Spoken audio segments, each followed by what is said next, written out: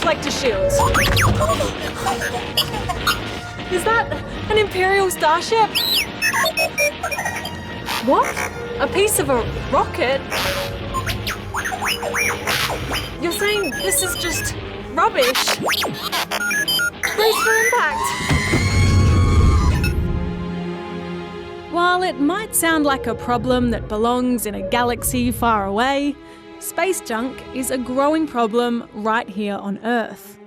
Well, not on Earth exactly, but up here, in Earth's orbit. It all started when us humans sent the first ever satellite, called Sputnik 1, to space in 1957.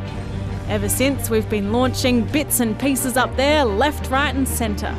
And while that's all well and good, it turns out what goes up doesn't always come down.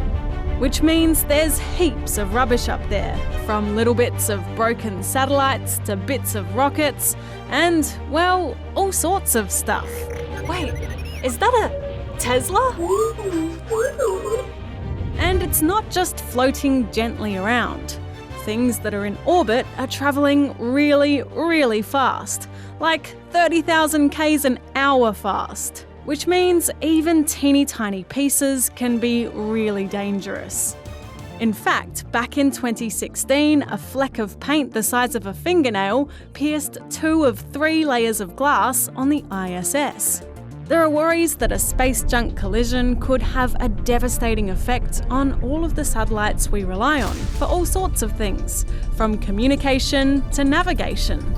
Plus, there's the risk from bigger pieces falling from the sky in an uncontrolled way, like we saw just last week, when this Chinese rocket came crashing down to Earth. Luckily, it landed in the ocean. Around the world, people are working on different ways of dealing with the problem of space junk, including right here in Australia. Help us, space engineers. You're our only hope.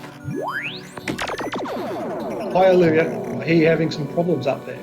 Professor Craig is the CEO of the EOS, which has built a giant laser from the Mount Stromlo Observatory in Canberra.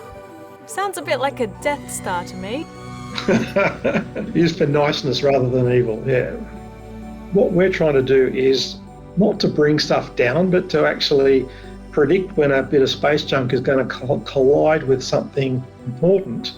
And then we use our laser to actually push it out of its orbit slightly. When there's a crash in space, kind of everybody loses because it just creates more and more bits of space junk. It's like lots of things, the pollution, we polluted the rivers, we polluted the oceans.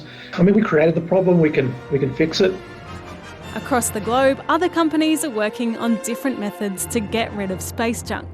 And experts say it'll take a lot of people working together to keep the solar system safe for the space explorers of today and tomorrow.